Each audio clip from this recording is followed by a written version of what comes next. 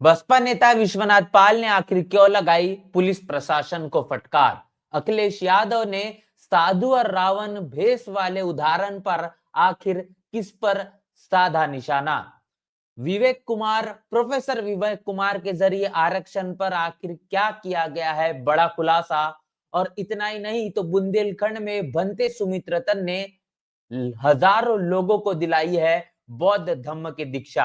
आंकड़े जानकर आप हो जाएंगे हैरान। और इतना ही नहीं तो बहुजन समाज पार्टी के विधायक उमाशंकर सिंह ने अपनी तबीयत नासाज होने के बावजूद भी संसद में वर्चुअल तौर पर जो बातचीत की उसके माध्यम से क्या कुछ कहा, सोशल मीडिया पर वीडियो हो रहा है जमकर वायरल। तमाम खबरों को लेकर आपके बीच हाजिर हो चुका और मैं हूं पराग महेंद्र। आप देख रहे हैं नेशनल चौपाल। उत्तर प्रदेश में जिस तरीके से गुंडाराज और तमाम खबरें हर एक दिन जो देखने को मिल रही है, इससे लगातार ये बात साबित होती है कि योगी आदित्यनाथ की जो सरकार उत्तर प्रदेश में भारतीय जनता पार्टी की चल रही है, इसके माध्यम से कानून के आधार पर कानून का राज जो प्रस्तावित होना चाहिए था वो न होकर लगातार दलितों, आदिवासियों और पिछड़ों पर अन्य अत्याचार की खबरें जिस तरीके से आसमान छू रही है, ये बार बार साबित हो रहा है कि किसी भी तरीके का भय और डर पुलिस प्रशासन का, शासन का बिल्कुल भी दबंगों पर और गुंडा प्रवृत्ति रखने वाले लोगों पर दिखाई नहीं दे रहा, जिसका नतीजा हमेशा से ये देखने को मिलता है कि लगातार ऐसी वारदातें कहीं न कहीं देखने को मिलती है जो भयावह होती है, नरसंहार की होती है, जिसको देखना, समझना, जानना ये काफी ज्यादा आवश्यक हो जाता है। क्योंकि जिस तरीके से ये खबरें देखी जाती है उसके मुताबिक तमाम राजनीतिक पार्टियों की अपनी अपनी हलचल देखने को मिलती, प्रतिक्रिया आती है। लेकिन कहीं ना कहीं जिस तरीके से बुलडोजर वाली सरकार, जिस योगी आदित्यनाथ की सरकार को कहा जाता है, जिस मुताबिक चीजें होना चाहिए वो बिल्कुल भी देखने को नहीं मिलता। इस पूरे के पूरे मामले को लेकर बहुजन समाज पार्टी के उत्तर प्रदेश के प्रदेश अध्यक्ष विश्वनाथ पाल, इन्होंने पीड़ित परिवार से मुलाकात की और मुलाकात कर कर क्या कुछ कहा वो आपके साथ साझा करेंगे। सबसे पहले ये मामला क्या है वो मामला आपके साथ रूबरू करवा दे, जिस पर अपनी बड़ी प्रतिक्रिया विश्वनाथ पाल इनके जरिए दी गई है। तो ये खबर निकल कर आ रही है उत्तर प्रदेश के मथुरा से।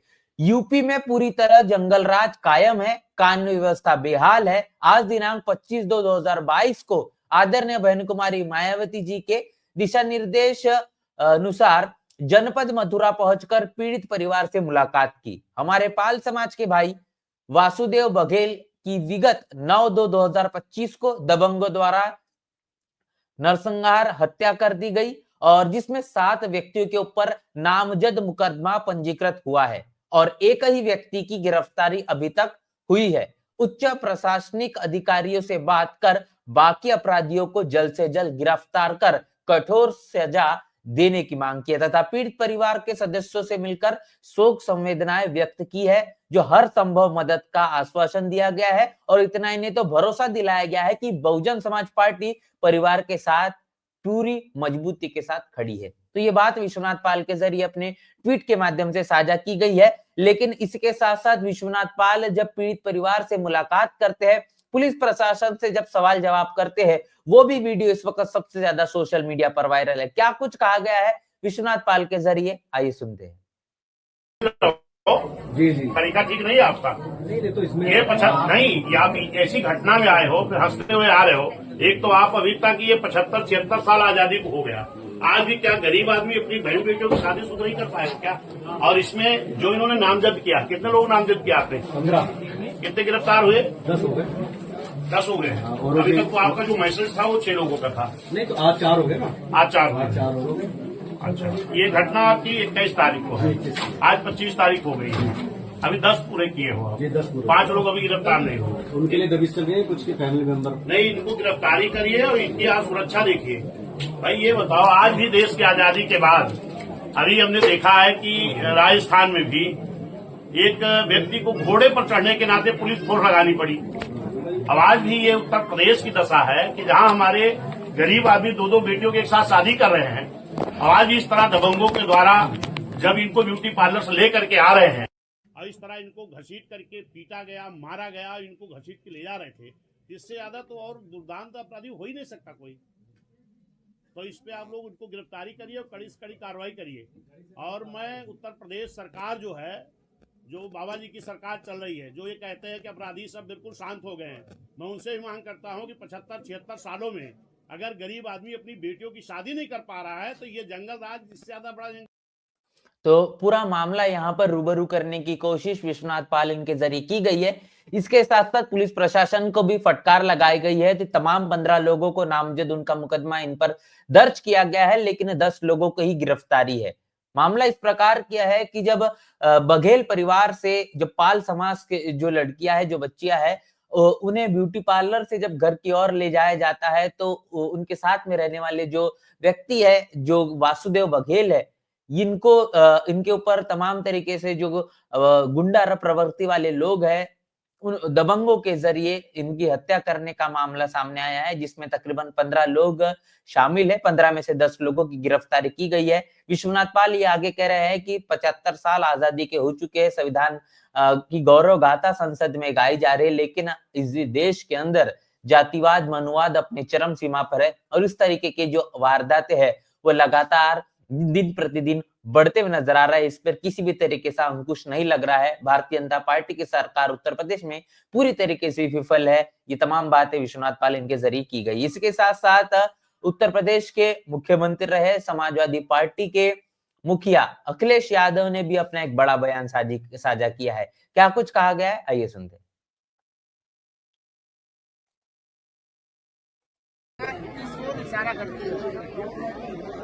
क्या भगवा कपड़े पहनने से कोई योगी हो जाता है क्या? और हमारे भारत के लोग और खासकर गांव के लोग रामायण को जानते हैं, देखते हैं रामायण को। वो ये भी जानते हैं कि सीता माँ का अपहरण जब हुआ था तो रावण भी साधु के भेष में आया था। ये जन जन जानता है, पूरा प्रदेश देश जानता है।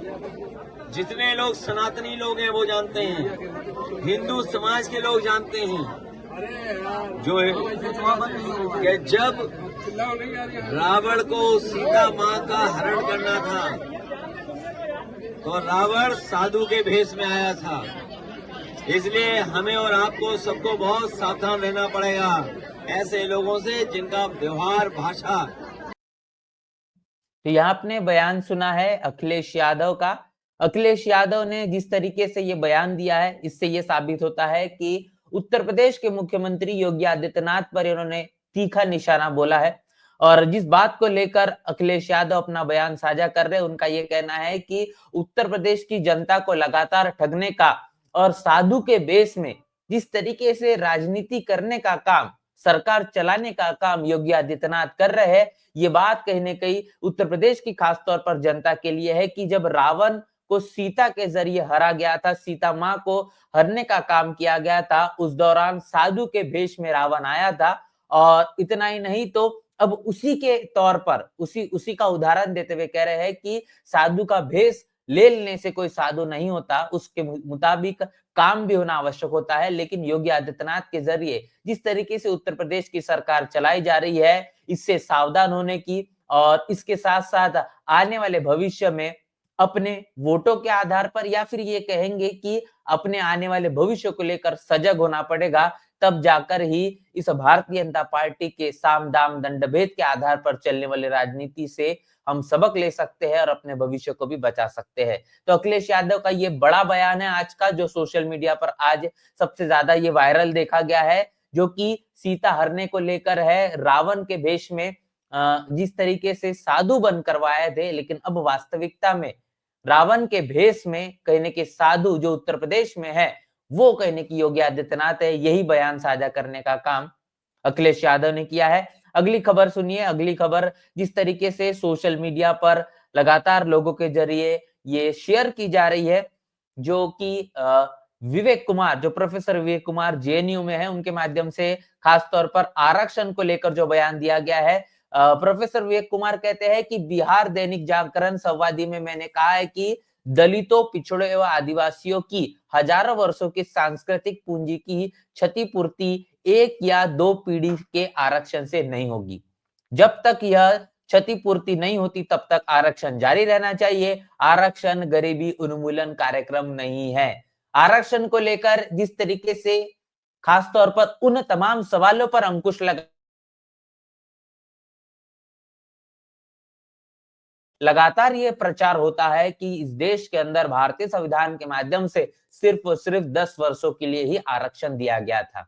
इस बात को लेकर कहा गया है कि दलितों, पिछड़ों, आदिवासियों की हजारों वर्षों जो सांस्कृतिक पूंजी है उसको क्षति पहुंचाने का काम किया गया है। उनको तमाम क्षेत्रों से वंचित रखने का काम हुआ, जिसको लेकर अभी हाल ही में सिर्फ 2 पीढ़ियां ही एक आरक्षण का लाभ ले पाई है। क्या इतने मात्रा से ही हम इस बात का अनुमान नहीं लगाया जा सकता या नहीं लगा सकते कि आरक्षण सभी को इस हिसाब से प्राप्त हो चुका है, जिसके कारण बहुजन समाज में, खासतौर पर दलितों, आदिवासियों में, पिछड़ों में जो बदलाव होने की उम्मीद लगाई जा रही थी, जो आरक्षण के माध्यम से उनको प्रावधान मिला था, वो पूरी तरीके से लागू हो चुका है। इसीलिए आरक्षण ये गरीबी हटाओ, गरीबी उन्मूलन का कोई कार्यक्रम नहीं है, ये अधिकार है, ये प्रतिनिधित्व देता है, वो भागीदारी देता है, वो प्रत्येक क्षेत्र में जहां पर दलितों, आदिवासी और पिछड़ों की जो हिस्सेदारी है वो सुनिश्चित होना आवश्यक है। तो ये बड़ी बात यहाँ पर आरक्षण को लेकर साझा करने का काम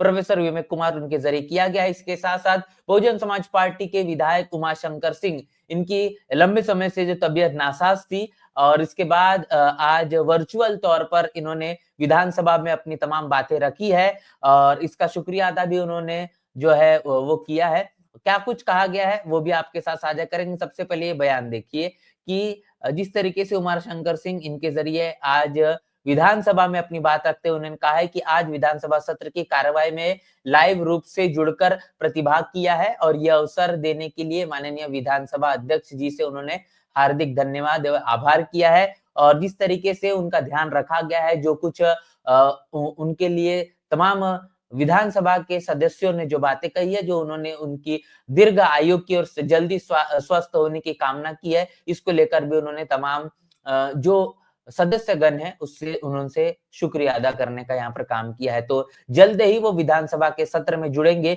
ये बात उनके माध्यम से कही गई। इसके साथ साथ खबर है बुंदेलखंड से।